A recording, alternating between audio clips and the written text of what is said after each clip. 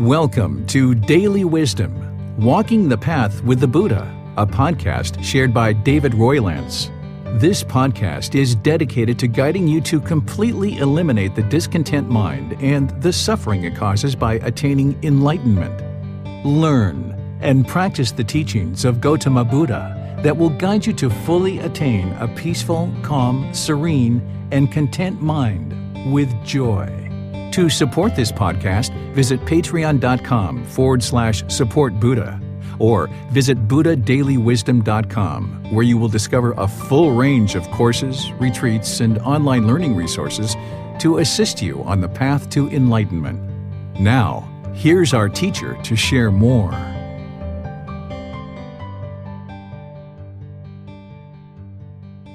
Sawadee Ka. Hello and welcome to Daily Wisdom, Walking the Path with the Buddha.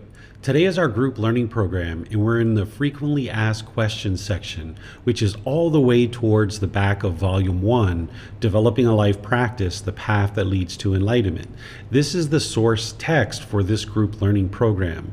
Last week on Sunday, we finished up our last chapter, which was chapter 24, Misunderstandings of Gotama Buddha's Teachings.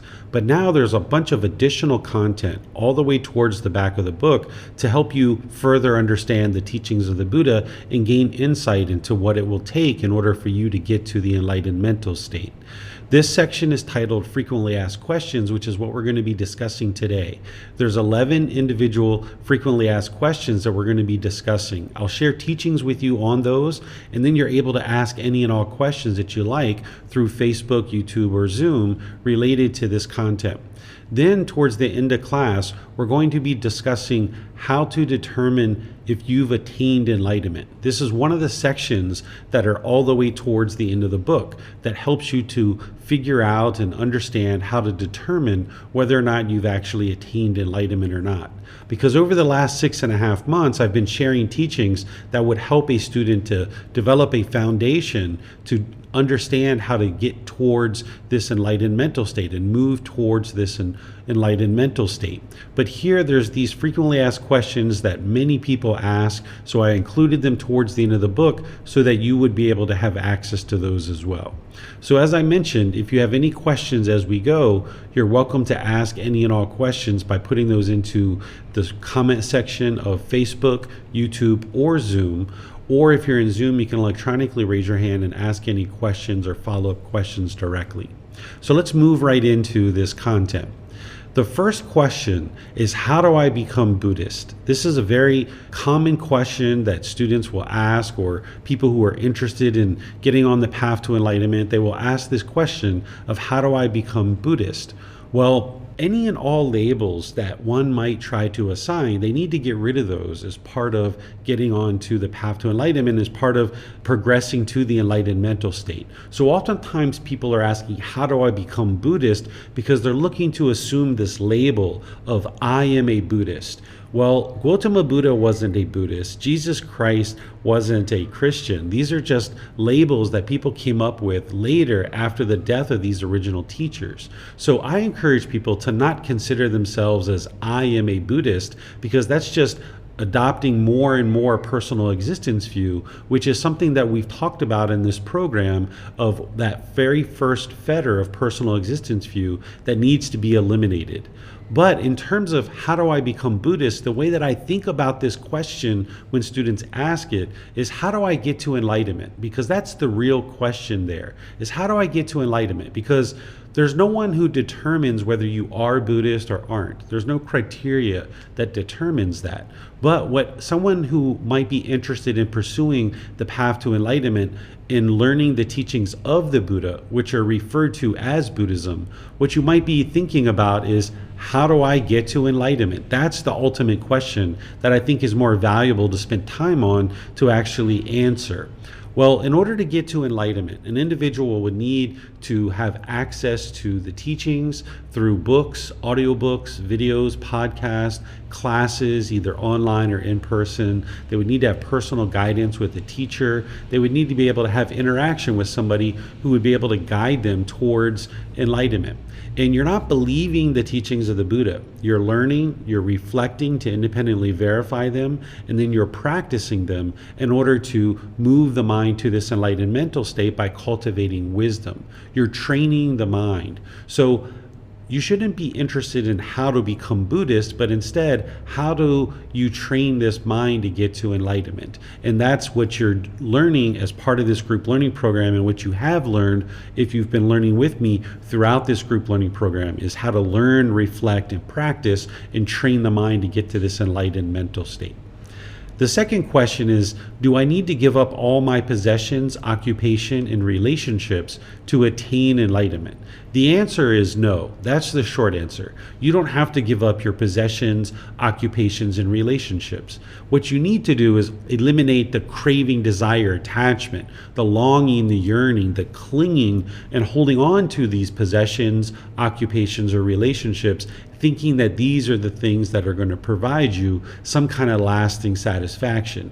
Because what the unenlightened mind is doing is it's seeking satisfaction outside of itself. It thinks that this ultimate happiness is going to come from some possession or some occupation or some relationship. We're going to have possessions and occupation and relationships as you get to enlightenment. You'll still have these things, but you just need to learn how to not crave or yearn or long for these things. You need to learn how to not cling to these things, thinking that these are yours and they belong to you and they're going to be permanent. You need to learn how to have possessions, an occupation, and relationships, but without attachment to these things. And that's what this path is all about, helping you to learn how to navigate this world by having certain possessions and occupation or relationships, but without craving, desire, attachment. So you don't need to give up all these things. You just need to eliminate the longing, yearning in the mind and clinging to these things. The third question is, what is reincarnation and rebirth? Are they the same thing? This is a very common question that I often get from students. Well, reincarnation is not what the Buddha taught. It's oftentimes talked about in association with Buddhist teachings, but the Buddha didn't teach this. Instead, he taught the cycle of rebirth. So let's talk about what these two things are and how they're different and what the Buddha actually taught. This concept of reincarnation, which isn't the truth, is based on a soul that exists and then continues to exist through multiple existences. This soul takes up multiple bodies or multiple existences, and it's the same individual but in a different existence.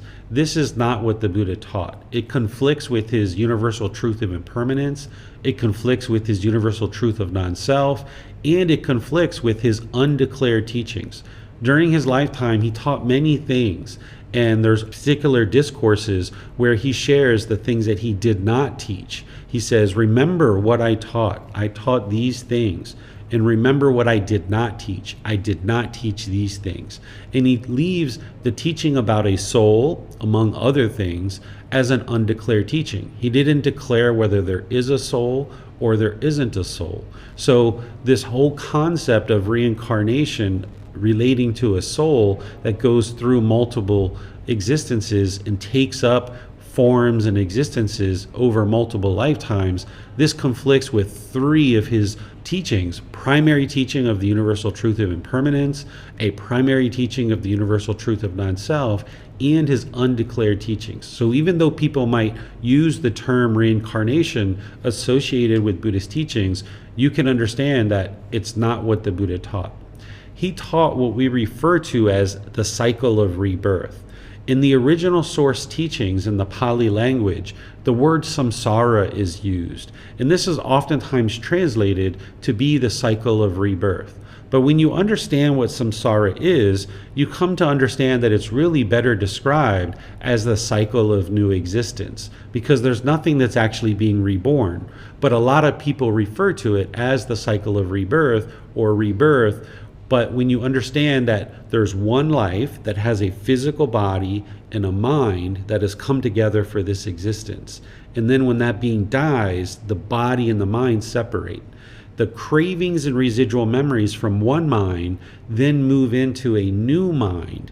And there's now a new mind that's going to take up a new body if it's in the animal realm or the human realm.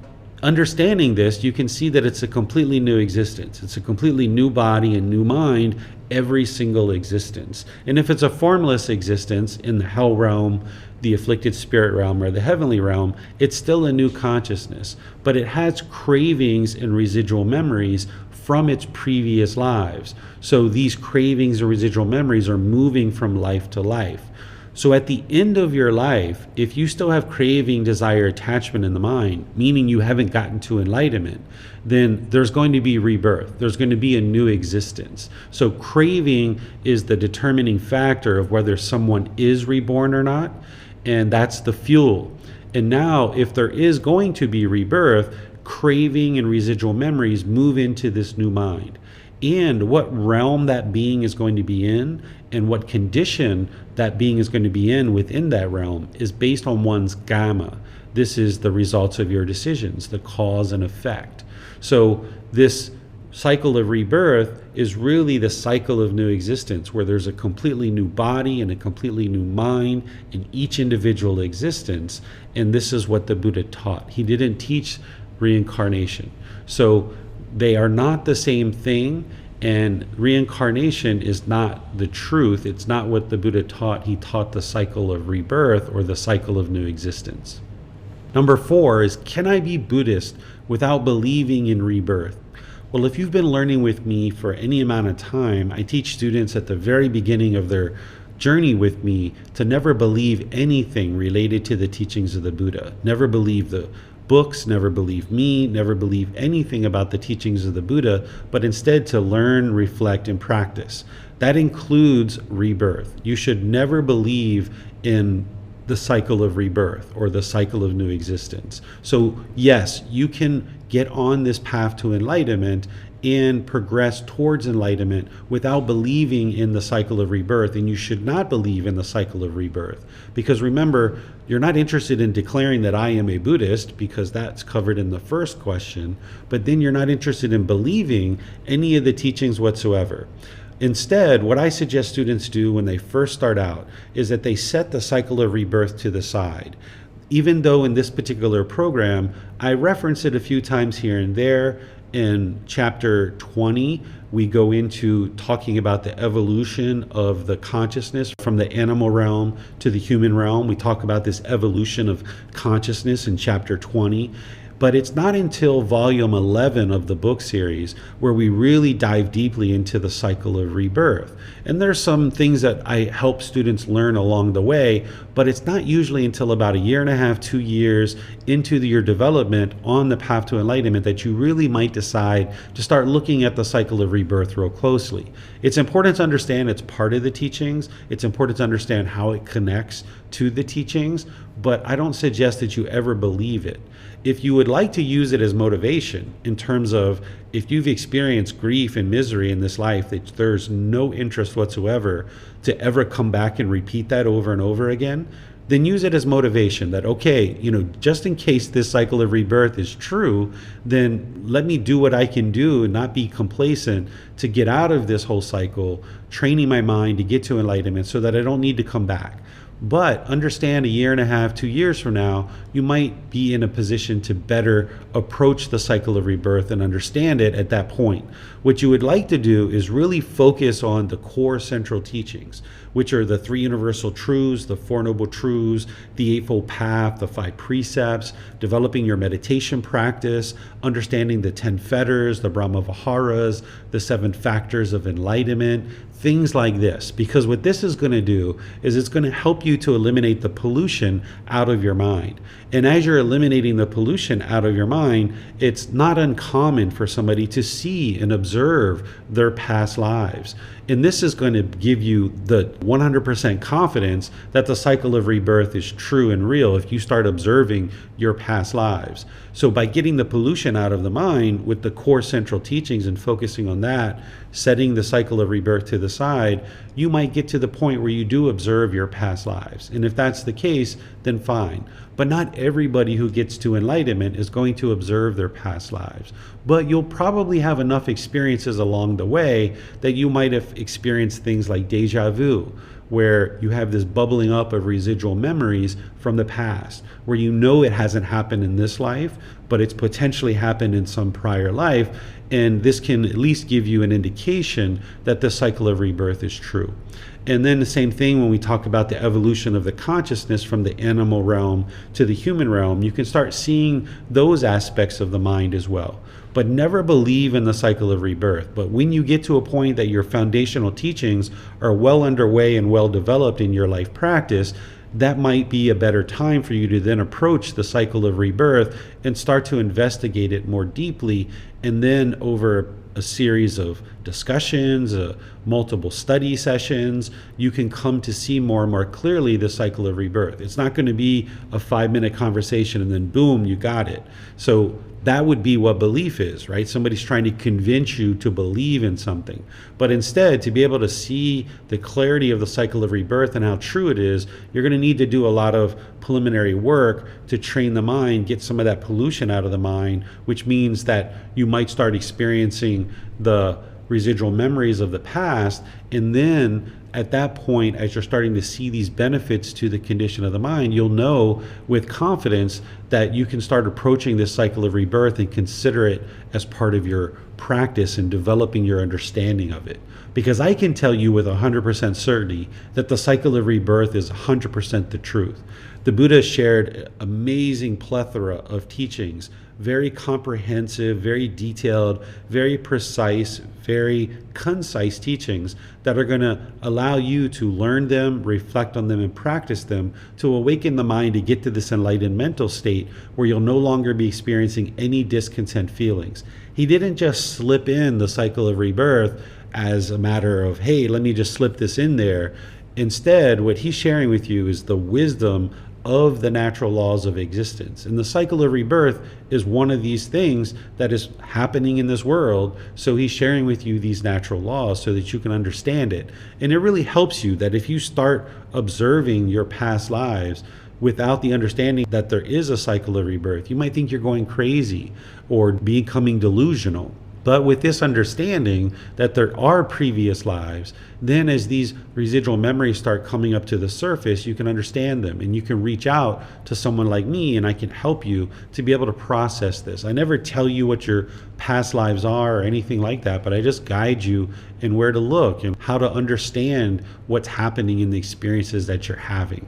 So the cycle of rebirth, I know with 100% certainty is the truth, and that's why I teach it. But for you right now, if you're 6.5 months into your learning or anywhere within the first year or so, you might just decide to set this to the side and just focus on the core teachings. And always remember not to believe in anything. And at the same time, understand that the Buddha never used the cycle of rebirth as a way to guilt, shame, or fear people into learning and practicing his teachings, because he's helping you to eliminate guilt, shame, and fear, among other discontent feelings. So he wouldn't use guilt, shame, and fear in order to help you eliminate guilt, shame, and fear. So sometimes people use these kind of things like the realms of existence in order to guilt, shame, or fear people into learning and practicing a certain collection of teachings. And while there might be people today that are doing that, Gotama Buddha himself never did that as part of his teachings. So you can use the cycle of rebirth as motivation and encouragement for yourself, but largely just set it to the side at the beginning. This fifth question is, what does it mean to take refuge in the Buddha, the Dhamma, and the Sangha? And is there a ceremony to do this? Well, whenever you see any aspect of teachings that are being labeled as Buddhism, if there's a rite, ritual, ceremony, or worship associated with it, this isn't the teachings of the Buddha. The Buddha was known to ordain people right on the side of the road. If somebody came up to him and he knew this person, or if they talked with him and they were interested in learning, sometimes he would just right on the side of the road ordain this person and bring them into his community so they could start learning. If he was walking from one place to the other and someone stopped him and was like, "Hey, I would like to be a student of yours," the Buddha is headed towards a particular village to teach. He's like, "All right, come along," right? And he would ordain this person right there, perhaps. Of course, after talking with the person, after ensuring that the family was supportive of this person to ordain and so forth. So whenever you see a rite, ritual, ceremony, or worship as part of anything related to the teachings of the Buddha, this isn't what the Buddha taught. Well, this idea of taking refuge in the Buddha, the Dhamma, and the Sangha. First, let's understand what refuge is. What refuge is protection, having some type of protection. And some people will say, take refuge in the Buddha, the Dhamma, and the Sangha. Well, you guys understand what a Buddha is. I've shared that in previous classes, where an individual awakens to enlightenment on their own without the help of any teachers or any guides. They dedicate the rest of their life to sharing their independently discovered teachings with countless people, and countless people get to enlightenment during that person's lifetime. And then they preserve their teachings in such a way that countless more people get to enlightenment after their death. So that's what makes a Buddha a Buddha. The Dhamma is the Pali word for the teachings, and the Sangha is the Pali word for the community. So some people think that there's a ceremony that you can take where you're now taking refuge in the Buddha, the teachings, and the community. And this is kind of, some people say it's marking your confirmation as a Buddhist or your conversion to Buddhism, or there's some ceremony that's thought to be that this is going to now protect you in some way. But this isn't what the Buddha taught. Instead, if you're taking refuge in the Buddha, the Dhamma, the Sangha, what you're doing is you're building confidence in the Buddha, that he was enlightened and he was an actual Buddha. You're gaining access to his teachings to be able to learn them and to be able to reflect on them and to be able to practice them. And then you're part of the community, a part of a community. Like we have this online community, we have an in-person community where people come together. And you would need to have all three of these things in order to get to enlightenment. We call it the triple gem or the triple jewel. That you may not have these things now. You may not have confidence in the Buddha. If you are learning with me, you have access to his teachings and you're part of a community.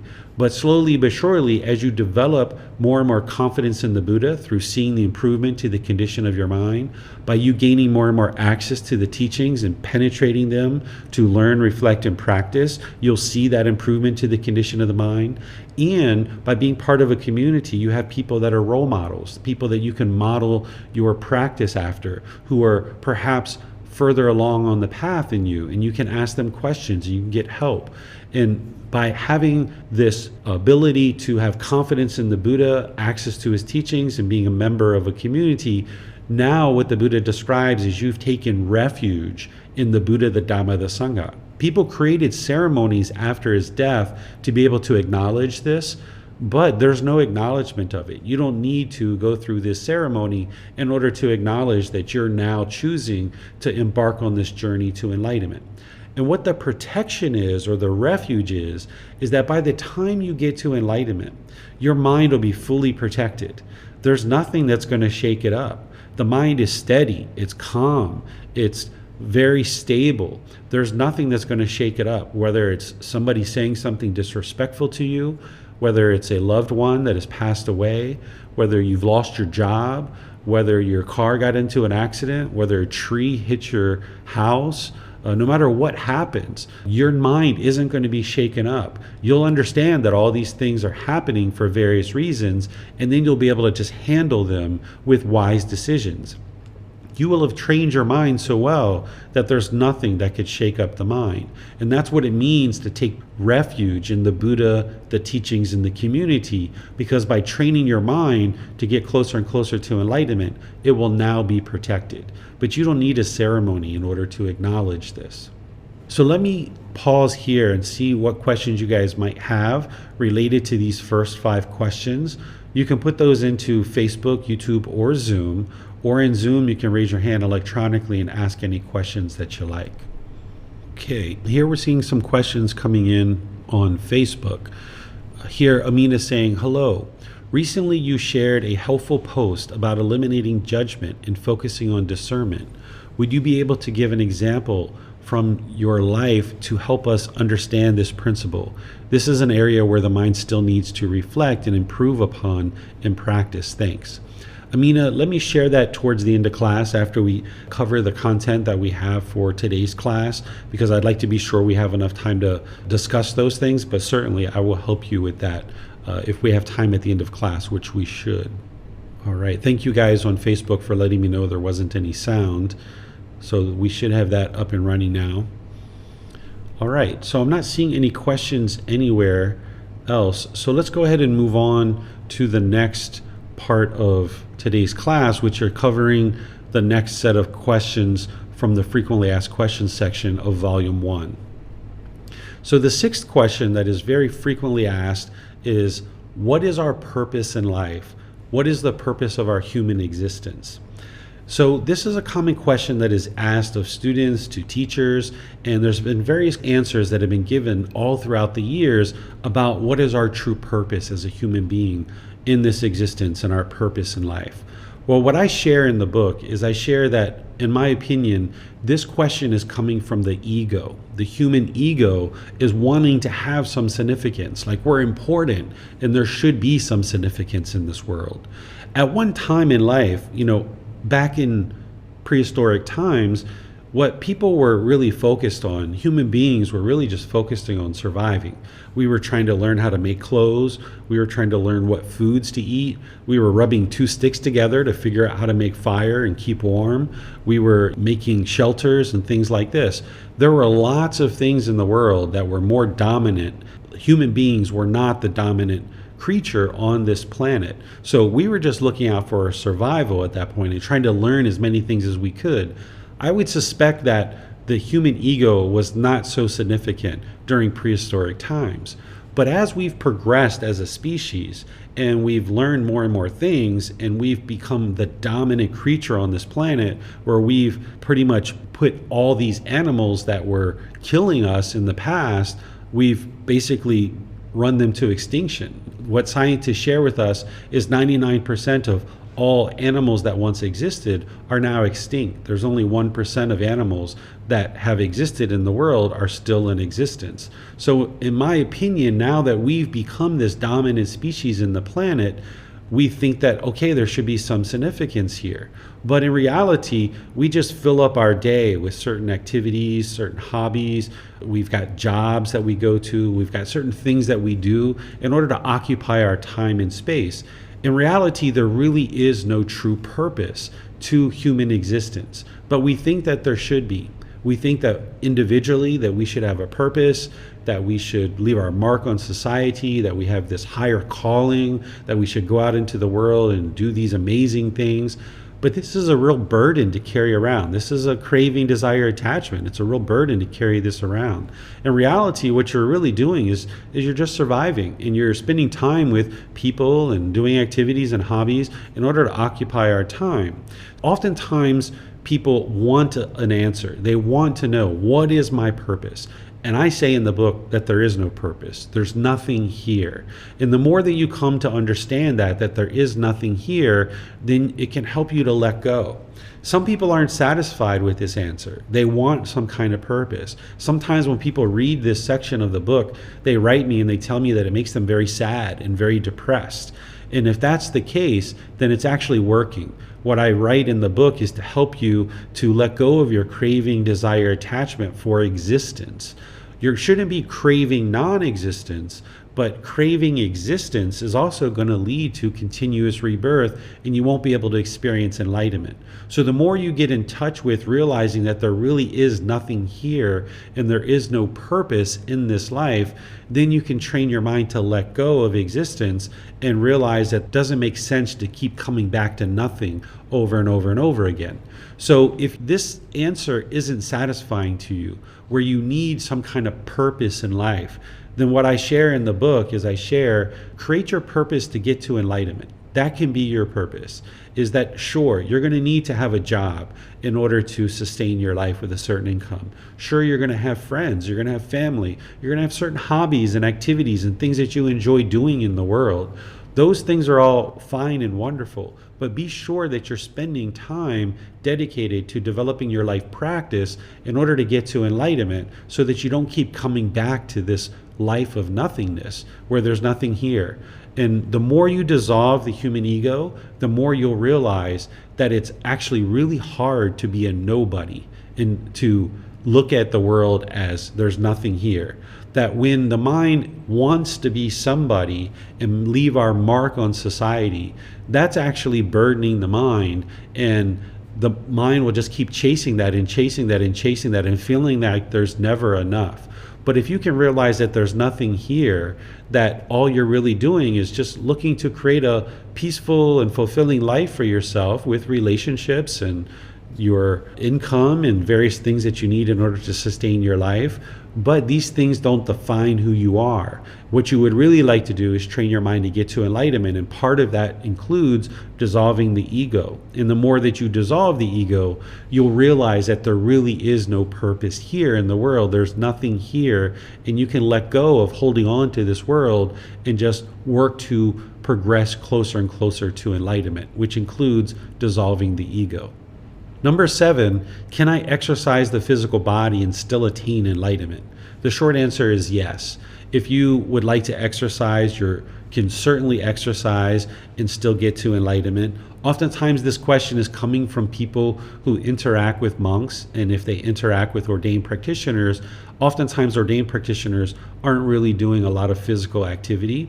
Although the Buddha used a lot of walking during his lifetime to stay physically fit, nowadays there's more and more people who are starting to be aware that ordained practitioners need to have some physical activity because there's a lot of unhealthy conditions within that population. But predominantly, you'll find that ordained practitioners don't exercise.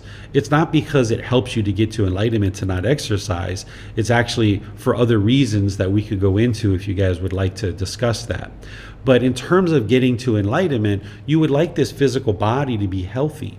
The more healthy that this physical body is, the longer it will stay around, which means the mind will stay in this existence, and you'll be able to train the mind for a longer period of time. So if you'd like to do a little bit of exercise, go for it. It's a personal choice of whether somebody chooses to exercise or not. But be aware that one can become attached to the exercise. The exercise isn't the problem. It's the craving, desire, attachment to the exercise. So let's just say somebody sets up a schedule for themselves that every day for 6 days a week, they're going to exercise at 8 a.m. And now they think that this is permanent. And now when they miss their exercise at 8 a.m., because they're not going to be able to permanently exercise every single day at 8 a.m., when they miss it, they might be grumpy and irritable and agitated. That's because there's that craving, that attachment to the exercise, and if that gets fulfilled, they get pleasant feelings of conditioned happiness or excitement. But then when it doesn't get fulfilled, they might get grumpy or irritable or sad or agitated. This is because the exercise has become an attachment. So you can train the mind to still exercise without a craving, desire, attachment. And one of the things that can also happen when somebody is exercising is they might look at themselves as being above others, and when they see people that don't exercise, they might look down on people. So not only can the mind become attached to exercise and then experience grumpiness or irritability when they're not exercising, the ego can get involved through exercise and looking down on people who are not as physically fit. So if you're going to exercise, be sure you do it in moderation, just like everything else, in the middle way. You're not looking to crave and long and yearn for it, and the body starts breaking down as you're doing it excessively. But you're also not interested in not being physically active at all and just sitting around and doing nothing, because then the physical body isn't very healthy. So you'd like to find this middle way where you can maybe do some walks, or you can do some bike riding or some activities and things like that to just maintain some general health in the physical body. And don't allow the mind to get attached to it, and don't allow the mind to have ego around it either. Number 8, is medicine and medical procedures for the body an attachment? The answer is that the attachment itself isn't the object. The medicine or medical procedures aren't the actual attachment. The craving, desire, attachment is inside the mind. It's the longing and yearning for a particular object. So you can actually have a craving, desire, attachment to water, even though water is something that we all need and we all drink, and we wouldn't be able to sustain our life without water. Water could be an attachment, but it's not the object itself. It's how the mind is relating to it. So for example, say I am driving my car to a hiking trail and I've got my water inside the car, and I get out and I take my hike, and I'm 30 or 45 minutes into my hike, and I realize that I've forgotten my bottle of water. And now the mind becomes so discontent, it becomes uncalm, it becomes unsteady, and now you rush back to the car this 30 or 45 minutes, and then you get to the car like, oh my goodness, my water, my water, my water. The mind is craving, it's desiring, it's attached to this water, right? But that same individual, if they had trained their mind and they don't have craving, desire, attachment, 30 or 45 minutes into their walk, they could realize, I forgot my water. I should probably turn around and go get my water, because I'm going to be out here for 6 or 8 hours, and it's wise to have water. And then you calmly turn around, you walk back to the car, you calmly get your water, and then you move on with your day and you take your hike. So the problem there isn't the water itself, because there's two individuals that are doing two different things. They're having two different experiences, but they're both needing this water. But one person is wanting it, expecting it, craving, longing, yearning, desiring, attached to it, while the other person isn't. They understand that they can calmly walk back to the car and retrieve their water and go on about their day. So the same thing with medicine and medical procedures. We have this modern technology now that helps us to sustain our life and to repair the physical body in ways that didn't exist during the lifetime of the Buddha. They had medicine and they had doctors during the lifetime of the Buddha, but it wasn't quite as evolved as it is nowadays. So we can use medicine and medical procedures to help us in order to maintain the health of the body. But the mind can be attached to these things. So let's just say that you're going in for a medical procedure and you're very nervous, or maybe let's just say you're having plastic surgery. You're trying to look a certain way with your appearance, and now the mind is longing, yearning for it. So you could have a craving and desire attachment for medicine or medical procedure, but it's not the object itself, it's how the mind is relating to it. So whether you use medicine or medical procedures, it's a personal choice for you in consultation with medical professionals that you might be seeking help with. But understand that the craving, desire, attachment isn't the object itself of the medicine or medical procedures. If you're using a certain medicine, like a headache remedy, that could help you to reduce the pain and then move on with your day and maintain a bit of comfort in the physical body. But if you don't look at the source of that problem and you just rely on the medicine every single day, and you're just taking the medicine, not realizing that you're not eating well, that you're not sleeping well, that you're not drinking and hydrating the body, if you're not addressing the underlying problem and you're just attached to the medicine and you're just taking the medicine all the time, then this can be a problem. So you need to look at the individual situation that's occurring and what the mind's doing in relationship to any particular medicine or any particular medical procedure, and understand that the craving, desire, attachment isn't the object itself, but it is how the mind relates to this thing, and whether or not you're actually going to the root cause and actually fixing the root cause. Then number 9, what significance can I apply to dreams? Well, what I share in the book is that there is no significance to the dreams. Essentially, the mind is very creative. It has a lot of activity, and you can have any dreams about any number of things. And oftentimes when people wake up from dreams, they can be really shaken up, or they can have a craving, desire, attachment to find somebody who can interpret their dreams for them. And what I encourage you to do in the book is to not go down that path. That realize that a dream, it's not true reality. It's something that's happening while you're sleeping. You don't have control over this. It's just happening. And when you awake, whatever the dream is, either good or bad or whatever thoughts came to your mind, just set it to the side. For the most part, just set everything to the side and just go on with your day. Cut it off and let it go. If there's any discontentedness associated with the dream, just cut it off and let it go and move on with your day, realizing that it's not true reality. If you go down this path of trying to find someone to interpret your dreams, you're going to find for every single dream interpreter, you're going to find a different interpretation. And there's no significance to it. It's just the overactivity of the mind, and the mind having certain activity that you're remembering once you wake up. Now, with that said, something that I don't share in the book that I'll share with you guys that are learning with me is that if you have certain recurring dreams, this can be an indication of certain craving, desire, attachments that you're having. Or if you wake up from a dream and you're very scared or you're very fearful, this can be an indication of a craving, desire, attachment as well. Let's just say you're having a certain dream of you dying and you're constantly dying in the dream, and when you wake up you're really scared and fearful because you dreamed that you died.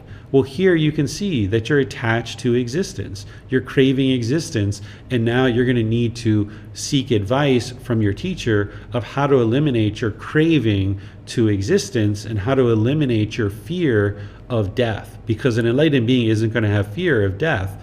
They're not going to have any fears whatsoever. So if you do have certain dreams that are reoccurring, like say like you have a reoccurring dream of a boyfriend or girlfriend from the past, or some future thing that you're wishing that you're going to be wealthy or rich, or hopeful that someday you're going to be super wealthy or rich.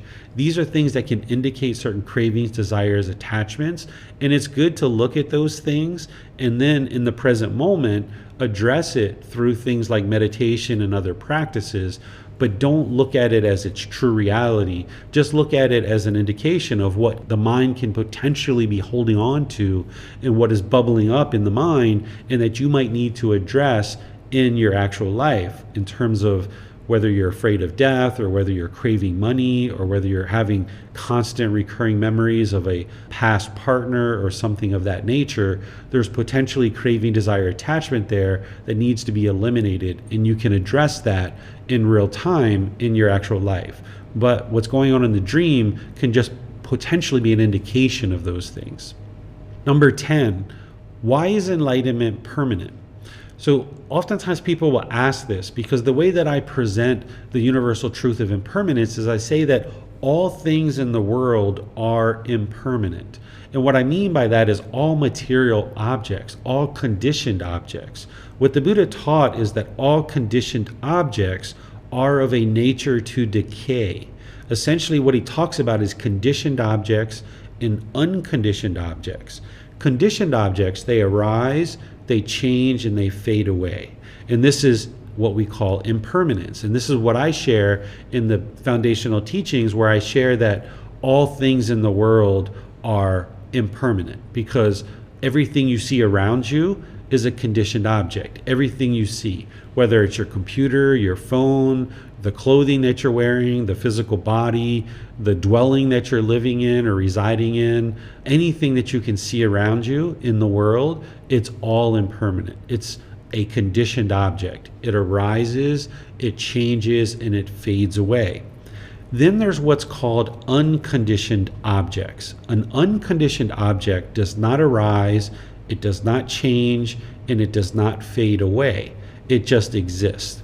So enlightenment itself is an unconditioned object.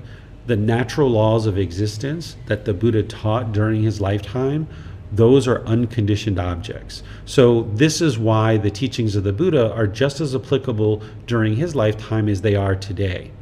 The books that things were written down in, the memories that people have, those things have all changed. They're all subject to impermanence because they're a conditioned object. But the natural laws themselves, like the natural law of karma, dependent origination, and all the other things that you learn on this path, these are the timeless teachings of the Buddha. They're unconditioned. They didn't arise, they don't change, and they don't fade away. This is why I can describe them to you, and you can independently verify them in the world, because they existed during the lifetime of the Buddha, and they exist now as well. So now that you understand what a conditioned object is versus an unconditioned object, a conditioned object arises, changes, and fades away. An unconditioned object does not arise, does not change, and does not fade away. I can help you to understand why enlightenment is permanent. Because what an unenlightened being is experiencing are conditioned feelings. These conditioned feelings, they arise, they change, and they fade away. So that happiness, excitement, elation, thrill, exhilaration, euphoria, those pleasant feelings, they arise, they change, and they fade away because they're conditioned feelings. They're feelings that are based on some condition. There's a craving, desire, attachment, a longing, and a yearning. And if the mind gets the objects of its affection, it gets those conditioned feelings of happiness. If you get a new car, or a new boyfriend, or a new girlfriend, or a new phone, you might get conditioned happiness. But because that happiness is based on some condition, and this condition is impermanent, now your feeling is impermanent. Your happiness is going to arise, change, and fade away. The same thing is happening with sadness, painful feelings like sadness, anger, frustration, irritation, annoyance, guilt, shame, fear, stress, anxiety, and those neither painful nor pleasant feelings like shyness or discomfort or unsatisfied condition of the mind. These are all conditioned feelings. They arise, they change, and they fade away. An unenlightened being is basing their inner feelings on some condition. There needs to be a certain condition present in order for the mind to experience those feelings. So if this condition is met, and this condition is met, and this condition is met, and this condition is met, now I will be happy. That's what the unenlightened mind is doing. But now that happiness is just temporary because it's based on all these conditions, and those conditions can't be permanently true. So now the mind's going to move to sadness or anger or some other painful feeling. Well, in the enlightened mental state has removed all the conditions. There are certain conditions in the unenlightened mental state. The unenlightened mind has craving, anger, and ignorance. It has those 10 fetters, those 10 pollutions or 10 taints. Those 10 fetters are the conditions that are in the mind that are hindering it from experiencing enlightenment. And those conditions in the mind are causing those conditioned feelings. Those conditioned feelings of pleasant feelings, painful feelings, neither painful nor pleasant, are being experienced because of these pollutions in the mind. By the time you get to enlightenment, you've wiped the mind clean of all those conditions. You've purified the mind of the pollutions, of the taints, of the defilements. All of those pollutions are out of the mind, and now you're experiencing an unconditioned mental state of enlightenment. So those mental qualities of peace, calm, serenity, and contentedness with joy, they're unconditioned. There's no condition that's causing the peacefulness to arise. The peacefulness is just always there. What you've actually done is you've gotten rid of the conditional feelings. You've gotten rid of the conditional pollutions that are in the mind that are causing these conditional feelings to arise. So now when you've gotten rid of all those conditions, now the mind is unconditioned. So that peacefulness is unconditioned, the calmness, the serenity, the contentedness, the joy. It's not based on any condition. So because it's not based on any condition, it didn't arise based on a condition, it can't be eliminated based on any condition or any condition not existing. So that joy in the enlightened mental state is just always there. The enlightened mind doesn't base its inner feelings on some condition. It's experiencing unconditioned happiness or unconditioned peacefulness or unconditioned joy. You don't need any condition to be met in order for it to experience that peace, calm, serenity, and contentedness with joy. The unenlightened mind isn't experiencing that. The unenlightened mind, you might wake up and it's sunny outside, and then you go take a shower, and when you come out, now it's raining. And because that sun was not permanent, the mind is now experiencing frustration that it's raining outside. Where the enlightened mind, when you wake up, You're experiencing peace and joy already before you even look outside. And then when you see that it's sunny outside, okay, it's sunny outside, let's go outside and do some activities.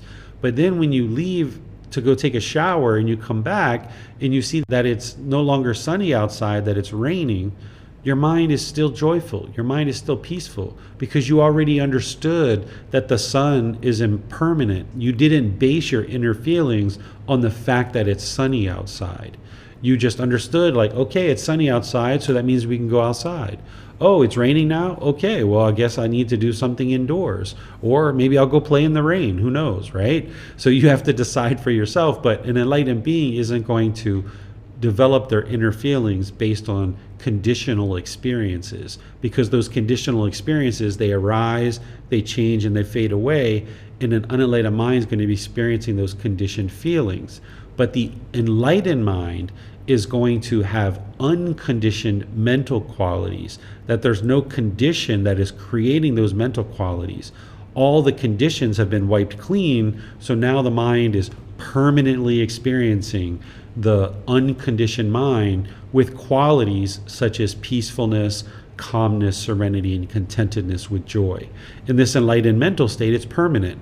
Once your mind is experiencing it, it will never go back to experiencing the unenlightened mental state again, because you've purified the mind. Once you've gotten rid of the conditions that are causing conditional feelings, those conditions will never come back again because you've eliminated them from the mind. You've purified the mind. Now, number 11, before I open up to questions from all of you guys and then move on to the next part of our class, is this last question in the frequently asked questions section is, why are donations of support for teachers of Gotama Buddha's teachings so important? Well, there's two aspects to this. The first one is that in order to continue the teachings of the Buddha, there needs to be some amount of support that is provided to temples or ordained practitioners, to teachers, to help us to be able to share the teachings.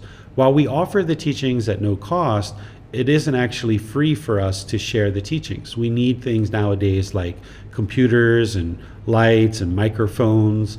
We need clothing and food, shoes, medicine, shelter. We need these kinds of things in order to sustain our life and to be able to share the teachings and continue them in the world. We need to create books and print books and things like this. So anybody who's sharing these teachings in the way that the Buddha shared them, they're not going to be charging for their teachings, but they do need some kind of support in order to continue to share their teachings. So what we do is we practice generosity by making donations to teachers and temples and efforts that allow the teachings to come into the world. And this has been going on for 2,500 years, that people have just been sharing whatever they're able to share. And not everybody can do that, but there's time, effort, energy, and resources that if you can't share a donation of financial support, people might share their time or their effort or their energy in some way to be able to help the teachings continue in the world. And if you've created a situation where you've learned the teachings and you've benefited from them, that benefit has come to you through the generosity of people in the past. For 2,500 years, people have been paying it forward, and they've been making supportive donations of their time, effort, energy, and resources to ensure that the teachings can continue in the world. And now these teachings are here with us. And whatever we decide to do with these teachings will either ensure that they're going to die and they're not going to continue, or that we will support the teachings so that future generations can then learn the teachings. So we're paying it forward so that future generations will have these teachings preserved in a way that they'll be able to learn the teachings and benefit them as well. So donations of time, effort, energy, and resources are used to help the continuation of the teachings of the Buddha. And that allows more and more people to get to enlightenment, experiencing that peace, calm, serenity, and contentedness with joy, allowing the world to become a more peaceful, kind, and loving society where people can live harmoniously with each other. The second reason why people make donations is that generosity leads to enlightenment. By you practicing generosity, it will help lead to your own enlightenment. whether you practice generosity within your community of friends and family and coworkers, or even people that you don't know, you're going to need to practice that type of generosity in order to get to enlightenment. Because the mind with craving, desire, attachment is oftentimes very selfish, and it holds on to things very tightly. So by you practicing generosity in all parts of your life, from the middle way, not craving it, but also not being completely complacent and never sharing either, but finding the middle way where you can give and share without any expectation of anything in return, you can share with various people around you as you're able to do that with your time, effort, energy, and resources. But also by you sharing towards the continuation of the teachings of the Buddha, this is helping you to further develop your practice of generosity, which is going to help you eliminate craving, desire, attachment. And by eliminating craving, desire, attachment, your discontentedness is going to gradually diminish, and you'll get closer and closer to the enlightened mental state. You'll need more than just generosity in order to get to enlightenment. There's other aspects of this path that I've been teaching you all the way through. But in terms of why do people make donations of support for teachers of Gotama Buddha's teachings, it's because they're interested in seeing the teachings continue, because they see the benefit in their own life with the teachings having impacted their own condition of their mind and condition of their life. And they would understand that generosity and giving and sharing is going to lead to their own enlightenment. So they might choose to give and share their time, effort, energy, and resources in order to help them to eliminate craving, desire, attachment, which is ultimately going to help them to get closer to enlightenment. So let me see what questions you guys have on any of these. And then the way that you would ask those questions is through Facebook, YouTube, or Zoom. In the comment section, I'll be able to see those. And then if you're in Zoom, you can electronically raise your hand and ask any questions or follow-up questions directly. I see a question here from Christine in Zoom. It says, if we have no purpose, why even survive? Why even occupy our time? Why even strive? So the goal here is to help you understand that there is no purpose. There's nothing in this life that the mind should hold on to. There's nothing worthy of the mind holding on to. But if you would like to have a purpose, then make your purpose to get to enlightenment. Because once you get to enlightenment, you'll be completely fulfilled. You'll be completely satisfied. The reason to strive is to get out of this whole cycle of rebirth, so you're not continuously coming back to nothing over and over and over again, and continuing to come back to discontentedness over and over and over again. Because if you're in existence and the mind is not enlightened, then there's going to be discontentedness. There's going to be grief, pain, displeasure, and despair. These are the words of the Buddha. And you can see that for yourself, that in the unenlightened mental state, there's a certain amount of grief, pain, displeasure, and despair. And you're not interested in continuing to come back to that. And in order to escape all of that, you're going to need to create a life for yourself in which is sustaining, that you have a right livelihood, for example, and you have relationships, and you have people and experiences around you that you find to be fulfilling. But don't allow your mind to think that this is your purpose, that my purpose is to end racism on this planet, or my purpose is to eliminate this, that, or the other thing on the planet. This is taking on a huge burden. When you realize that there's really nothing here and that we don't have this higher purpose that has been assigned to us, then you can realize, like, hey, I've got this freedom to put together the type of life that I find to be fulfilling. I don't have to fulfill somebody else's purpose, or I don't have to look in the world to find a purpose. I can just create whatever life is fulfilling for me, and what's fulfilling for me today might be different than what's fulfilling for me 3 months from now, and that's okay.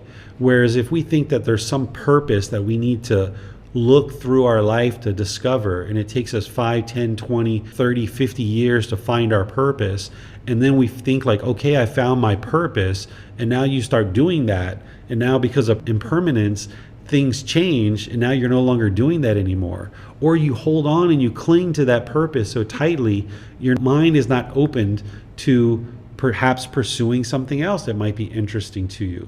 So when you don't cling to a purpose, then you free up your mind to be able to pursue anything that might be fulfilling that comes along that you feel like could be something that you would like to pursue or something that you would like to strive for. So you can develop this striving in terms of building your energy and your effort and your enthusiasm towards certain goals or objectives or interests in your life without craving, desire, attachment, or without thinking that there's some higher purpose to your existence. If you ever are in an airplane and you look down on Earth, essentially what I see like a bunch of ants. It's almost like an ant colony running around doing different things. Cars are going here and there, people are going here and there. It's just like running from one place to the next, going to this store to pick up these things and driving to this place to drop off these things and going to this place to do these couple of things and then coming to this place and do this couple of things.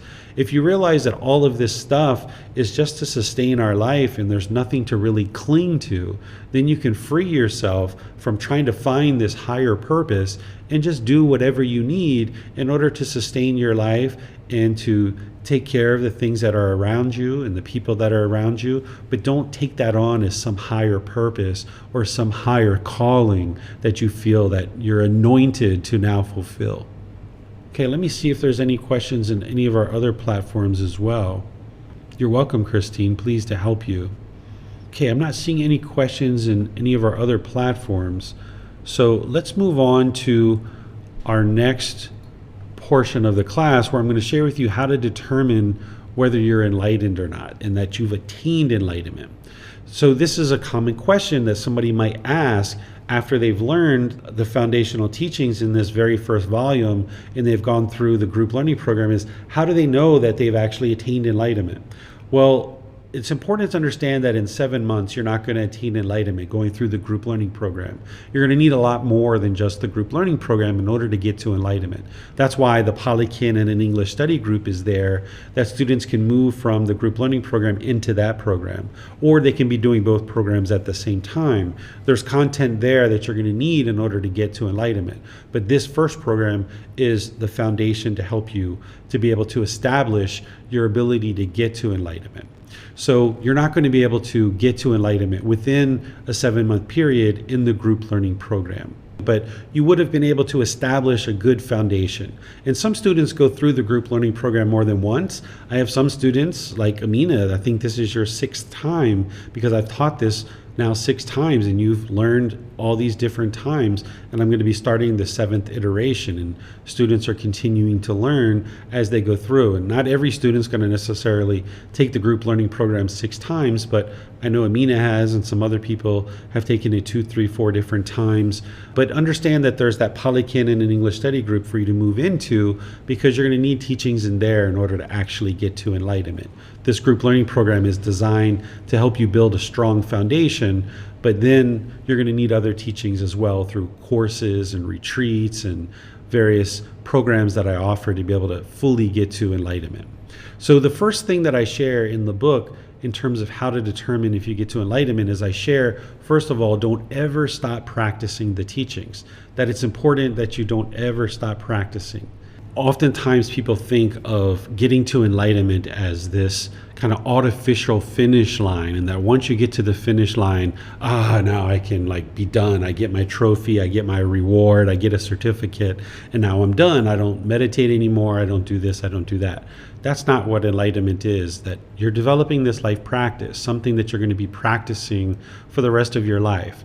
As you're building up your practice, there can be some real struggles, some real challenges, and it can feel overbearing sometimes and really difficult. But by the time you get to enlightenment, you'll be practicing these teachings so effortlessly that it's just so easy for you to have right speech. Where right now, in certain relationships, you might really struggle with right speech. You might really struggle with having right intention and just thinking of those 3 aspects of the intention of renunciation, the intention of non-ill will, and the intention of harmlessness. Well, maybe when you're around certain people, you just really, want to see bad things happen to that person. And that's normal for somebody who's making their way to enlightenment.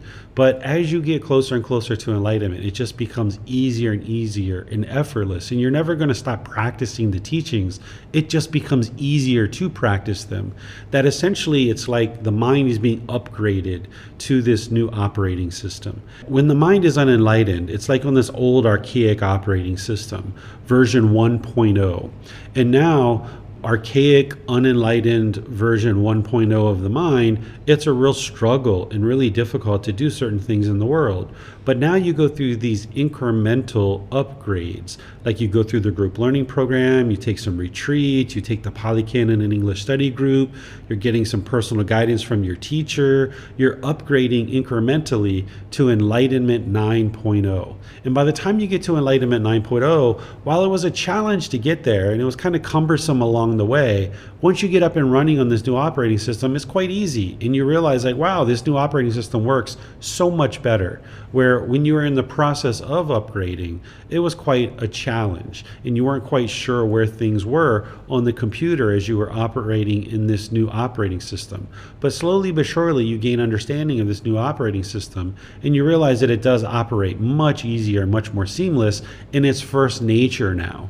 So you're never going to stop practicing the teachings. You're going to be meditating, you're going to be practicing, all those 8 steps of the Eightfold Path, but you're going to be doing it more and more effortlessly by the time you get to enlightenment. So you're never going to stop practicing the teachings if you've attained enlightenment. Number 2 is that you'll be fully practicing the Eightfold Path, which includes the Four Noble Truths and the 5 precepts. Those teachings and others plug into the Eightfold Path. The Eightfold Path is the core central teaching.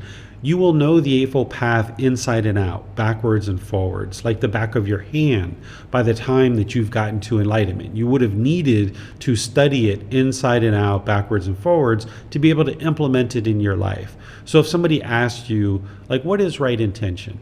You'd be able to say, oh, right intention has 3 aspects. There's the intention of renunciation, the intention of non-ill will, and the intention of harmlessness. And you would know exactly how to practice all of those 3 aspects of right intention. And if somebody asked you, what is right speech? You'd be able to say, oh, right speech, it's abandoning lying, abandoning slander, abandoning harsh speech, and abandoning frivolous speech. That's the layer of right speech from the Eightfold Path. And then more deeply, it's the 5 factors of well-spoken speech. And you'd be able to understand what those 5 factors are. Not that you're planning to teach or you're going to be a teacher, but even if you're going to be a politician or a business owner or a construction worker or whatever it is, an IT professional, you're going to need to study the teachings to a certain point that gradually, slowly but surely, you understand them really well and that you would be able to let somebody know what they are if they ask you in a very casual sense, not in a formal sense in the way that I teach as a teacher, but in a casual sense, you'd be able to describe them because you're practicing them so closely that you would have had to dial each one of these steps on the Eightfold Path in so closely that you'd be able to describe generally what they are and how to practice them. And that's how you'll know that you're fully practicing them, because you'll understand it and you'll have gotten to this enlightened mental state, meeting these criteria that I'm sharing with you here. Number 3 is when you have fully attained enlightenment as an arahant, that's that 4th stage of enlightenment, you will have eliminated all the 10 fetters. So you would know what each of those 10 fetters are, what the symptoms of them are, what the remedies are, and how to know that you've actually eliminated them. Number 4, you've cultivated a mind that is completely practicing the Brahma Viharas. This is chapter 14 of volume 1, where I taught loving kindness, compassion, sympathetic joy, and equanimity. You will have fully cultivated those and know what they are, because in order to cultivate them in the mind, you would need to know what they are. So an enlightened being is going to be practicing all 4 Brahma Viharas at all times. They would have deeply cultivated those qualities in their mind. Number 5 is you will be fully practicing the 7 factors of enlightenment, which is something I'm going to be teaching you in detail next Sunday. I've mentioned this in a few classes previously, but now I'm going to go through and teach it to you in detail next Sunday as part of the 5 hindrances, because the 7 factors of enlightenment are to fine-tune the mind. They're tools to help you fine-tune the mind, and those 7 factors of enlightenment, they're not to determine whether you are enlightened or not, but they're tools to help you fine-tune the mind, and they actually help you eliminate the 5 hindrances among accomplishing other benefits as well. So you would know what those 7 factors of enlightenment are, and you would be practicing them fully and effortlessly by the time you get to enlightenment. And then the 6th aspect of how to determine if you've attained enlightenment is that you'll know for yourself that you've attained enlightenment because you will have eliminated 100% of all discontentedness from the mind. You'll no longer be experiencing conditioned feelings. Your mind won't be going up and down and up and down. You won't be irritable and grumpy and agitated and frustrated, and then later on be happy and excited and elated and thrilled, and then you'll be bored and lonely and shy and resentful and jealous. You won't be having those kinds of things. You won't have stress. You won't have anxiety, no matter what's happening in your life. It's just so seamless and so straightforward. Everything is effortless for you. There are certain challenges that you'll meet, certain things that you're trying to accomplish in terms of goals or objectives, but you'll be able to think those things through, and you'll be able to make wise decisions that lead to wholesome results. So if you have any amount of discontentedness in the mind, even the slightest ickiness or even the slightest bad mood, the mind is not yet enlightened. So in order to get to complete liberation, where the mind is fully enlightened, you need to eliminate 100% of all discontentedness. And you'll know that that's occurred because it'll be 1 year or 2 years or 3 years. You haven't experienced any discontentedness whatsoever, not even the slightest ickiness in the mind. And you'll see that these qualities of enlightenment will shine through more and more. The brightness and the brilliance will come through in the mind. That peacefulness and the joy will be shining through in the mind. So these are the 6 aspects of how to determine if you've attained enlightenment or not. Do you guys in Zoom have any questions on this? I think I've lost my connection to the live stream. I don't think it's still live streaming, so I'll just turn over to you guys in Zoom if you guys have any questions. Okay, I don't see any questions there. So let me just share some additional content that is towards the end of the book that kind of rounds out the entire book. There's a point at the very end of the book where I share these words of the Buddha. This is the Buddha kind of coming to his death, where he's starting to kind of prepare his students for his death. These aren't his final words, but this is a lead up to his final words that I'm going to share with you at the end here. But here he says, and I have at the end of the book, where he shares with his students, "Wander forth, O monks, for the welfare of the multitude, for the peacefulness of the multitude, out of compassion for the world, for the good, welfare, and peacefulness of heavenly beings and humans. Teach, O monks, the teachings that are good in the beginning, good in the middle, good in the end, with the right meaning and phrasing. Reveal the perfectly complete and purified holy life. There are beings with little dust in their eyes who are falling away because they do not hear the teachings. There will be those who will understand the teachings." So here what he's doing is he's encouraging his closest students to go out and share the teachings with those people who are interested in learning the teachings out of compassion for the world. Compassion is the concern for misfortune of others. Because by sharing the teachings as a teacher, you're helping beings get to peacefulness. Whether they're heavenly beings or human beings, these beings can get to enlightenment. And these other beings in the lower realms will eventually get to a birth where they can get to enlightenment. And if we have these teachings very vibrant in the human realm, then as beings are getting into the human realm, the teachings will be here for them to be able to get to enlightenment. And this is going to help many beings experience this peacefulness and improved welfare as a result of the teachings being shared in the world. The Buddha shares with teachers to teach the teachings that are good in the beginning, good in the middle, and good in the end, with the right meaning and phrasing. What he's saying here is that when a teacher delivers a discourse, it should be good in the beginning, good in the middle, and good in the end. It shouldn't start off really great and then fade, or it shouldn't start off, kind of bad and then get better and better as it progresses throughout the discourse. But instead, an individual who's teaching and teaching the way that the Buddha shared, there should be good in the beginning, good in the middle, and good in the end, so that the students are interested in listening and understanding that, yes, these teachings are going to be impactful and helpful for their life. And he ensures that he shares with the right meaning and phrasing. It's really important to use the proper meaning and phrasing, or the right meaning and phrasing.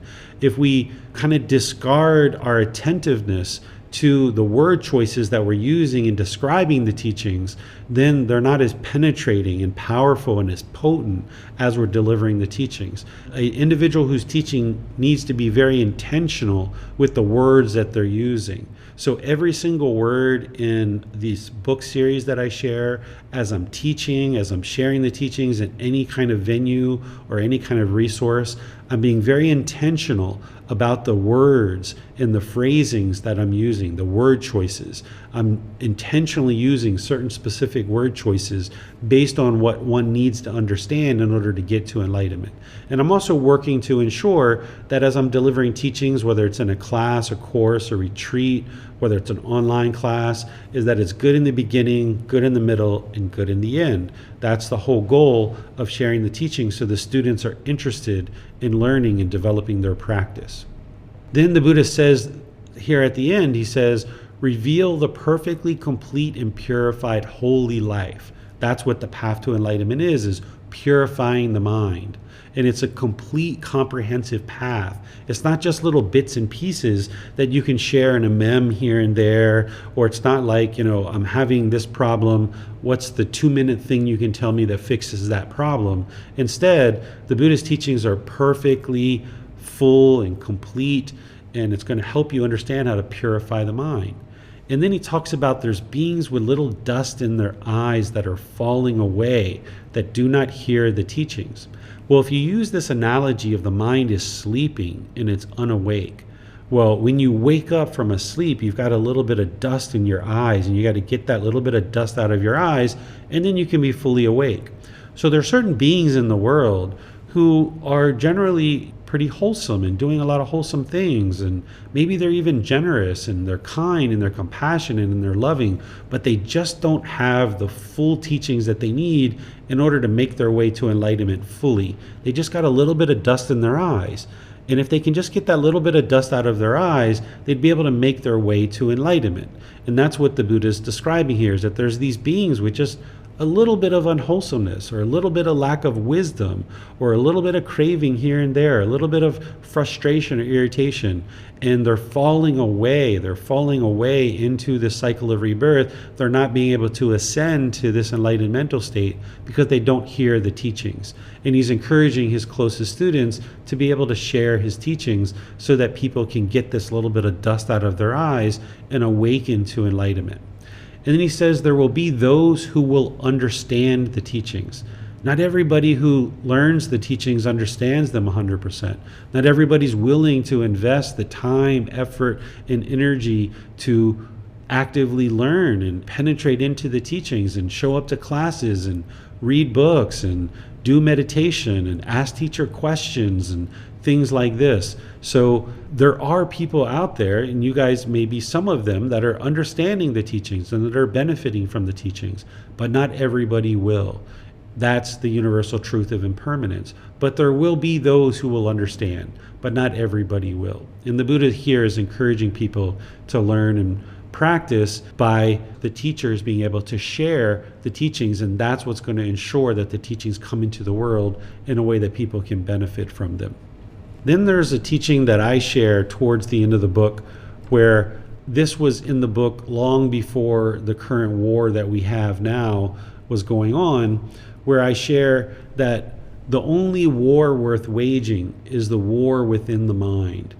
Win that war and you have won everything. Because when I was training my mind and going through a lot of the darkness and difficulties and struggles and so forth, it almost felt like a war. It almost felt like there was a war going on within my own mind, and I was having to wage this war. at prior times in my life, I was having war with other people. I was having war with a landlord perhaps, or with my wife, or with friends or family or other people like this. And I was constantly at war at some points in my life. Well, slowly but surely, I realized that the real war that I needed to wage was within my own mind. And if I won that war, then I'd won everything. And that's the case. That is, if you understand that your war is not with the outside world, this outside world is going to do what this outside world is going to do. You can't control what other people choose to do. But if you understand that the war is really within your own mind and you focus on that, you win that war, you've won everything. Because sometimes we work so hard to argue and bicker and fuss and fight with other people to convince them that we're right and they're wrong. Well, that's the wrong war. Don't wage that war. Wage the war that's inside your own mind, that craving desire that's making you want to fight and argue. Win that war that's going on inside your mind, and then you'll win everything. You'll win this peace and this joy, this complete fulfillment and satisfaction in the mind. Then there's some other teachings that the Buddha shares as he's getting close to death. His students are actually begging him at one point not to die. There's one particular student who was really attached to him and begging and pleading for him not to die. But of course, a Buddha has to die. He's impermanent, just like everything else. And he says, one who sees the teachings sees me. One who sees me sees the teachings. He's explaining to this student that you don't need this physical body to be here in order to continue to progress towards enlightenment.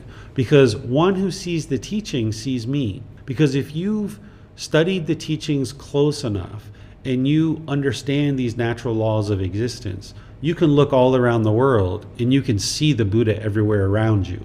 So like me losing internet connection today, this is impermanence. The Buddha taught the universal truth of impermanence. So if you can see the teachings, then you see the Buddha. You can see the Buddha everywhere around you. Whenever it goes from being sunny to cloudy, that's impermanence. You can see the Buddha.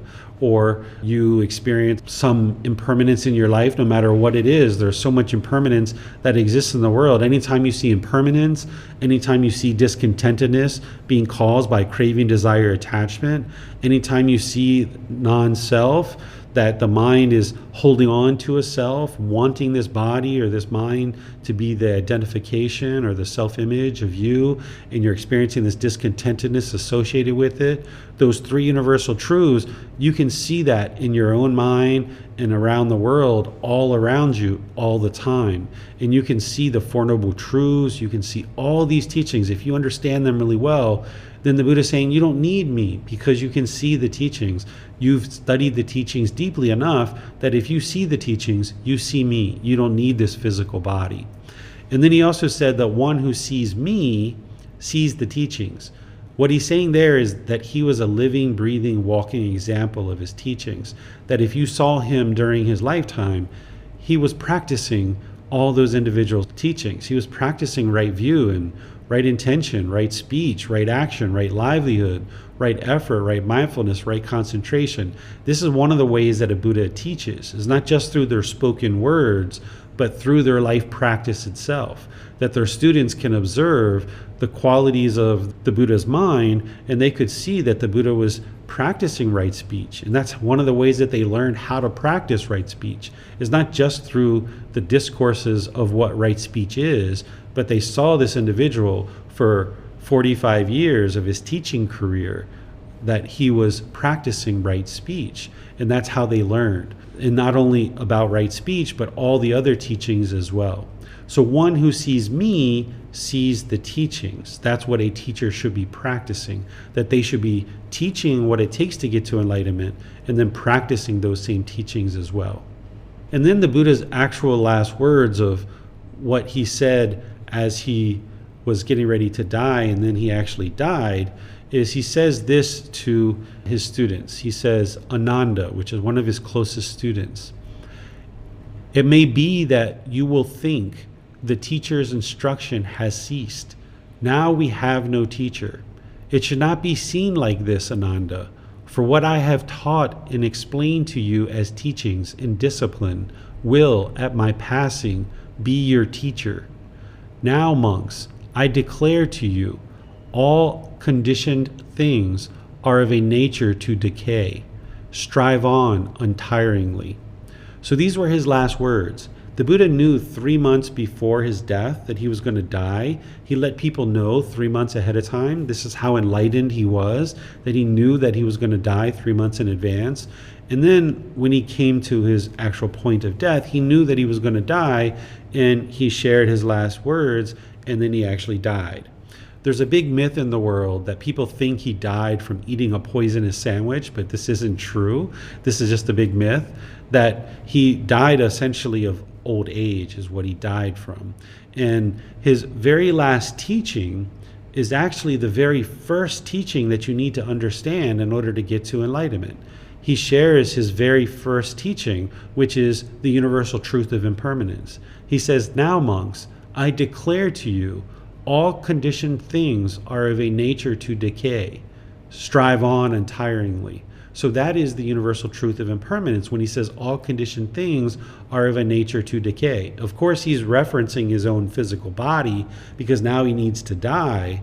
But this is the very first place that somebody would start on the path to enlightenment, is learning the universal truth of impermanence. So surely as a Buddha, he would know that his last words are going to be very significant and that people are going to remember these for a very long period of time, and they're going to be well documented. So he gave his last discourse as he was dying. He uttered his last words, which were the very first teaching that somebody would need to know in order to start the path to enlightenment. And he encourages his students to strive on, because all the teachings that he shared during his life are going to then be your teacher. That's what's going to guide you on this path to enlightenment. You don't need his body. You don't need him to keep coming back over and over and over again, because he did his work for his own mind, and he did his work to be able to share the teachings into the world so that countless people could understand what they are and help them get to enlightenment during his life and after his death. So now when he dies, he's never coming back ever again, and he shared the teachings that he needed so that people could then use those teachings in order to get to enlightenment. So let me know what your questions are. If you're in Zoom, you guys should be able to ask any questions by the comment section or raising your hand. I don't think that our live stream is still up and running. Let me just check on it and see. Yeah, it looks like our live stream is down. So it's just us here in Zoom. So anything you guys would like to ask, I'm more than pleased to answer for you. Is Maitreya coming part of the teaching?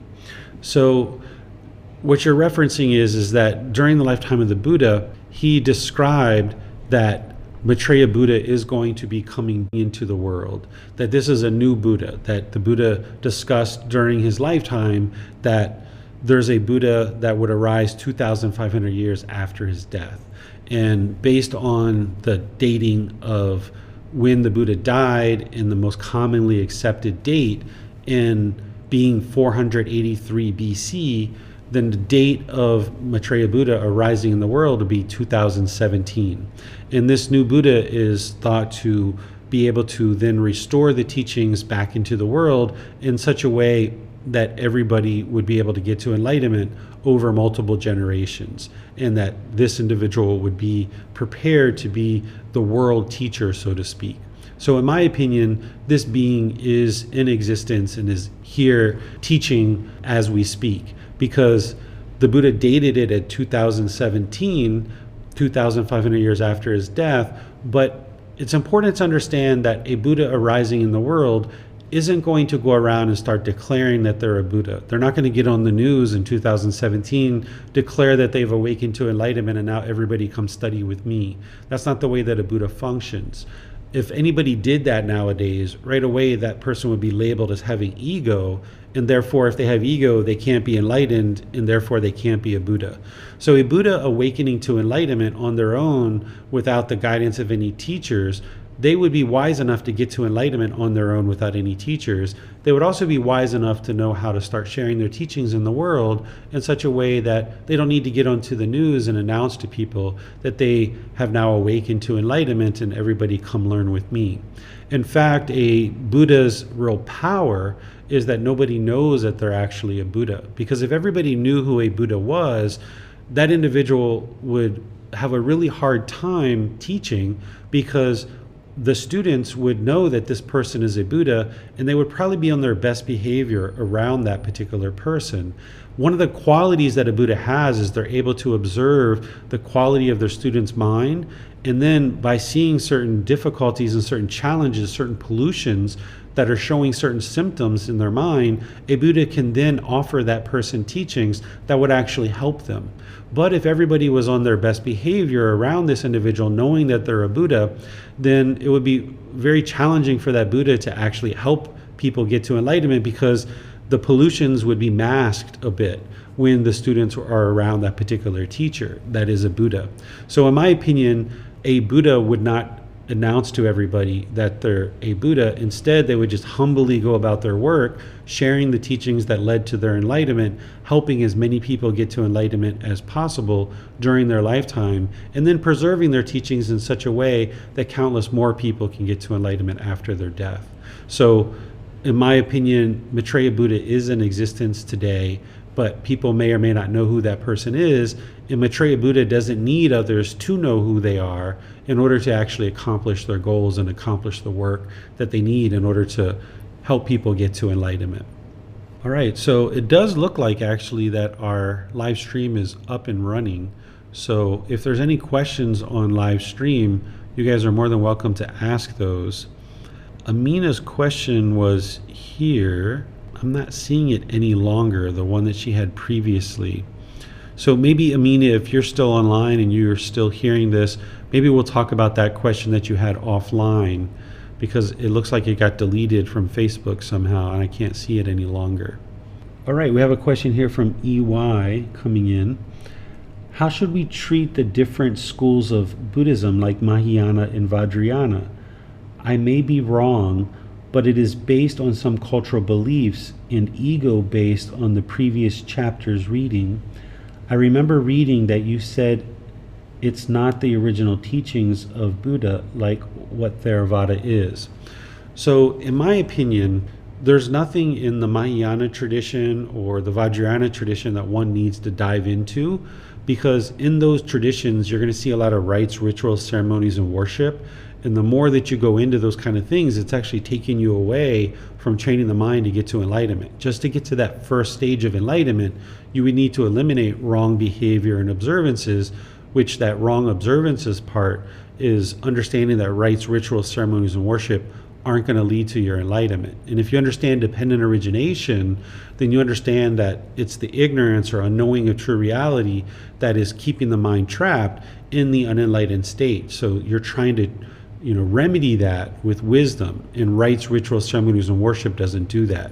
So in terms of treating Mahayana or Vajrayana in a particular way, I would just understand that it's there and that it's what some people choose to learn, but everything that you would need to get to enlightenment is here in the words of the Buddha, in the book series that I share and the resources that I share.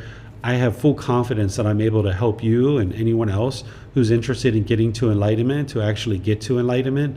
So you don't need to go into those other teachings, because I think it would just be confusing for an individual to do that.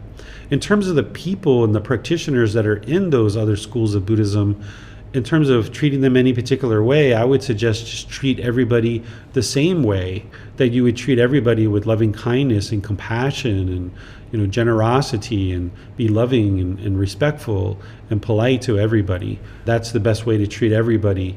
So perhaps, EY, I've answered your question there, that there's really no need to dive into those other teachings, and just realize that could potentially be confusing for you. Oh, you're welcome, sir. All right, so I'm not seeing any other questions coming in here, and I apologize for the impermanence here with the class and the internet connection. Thank you all for joining for today's class.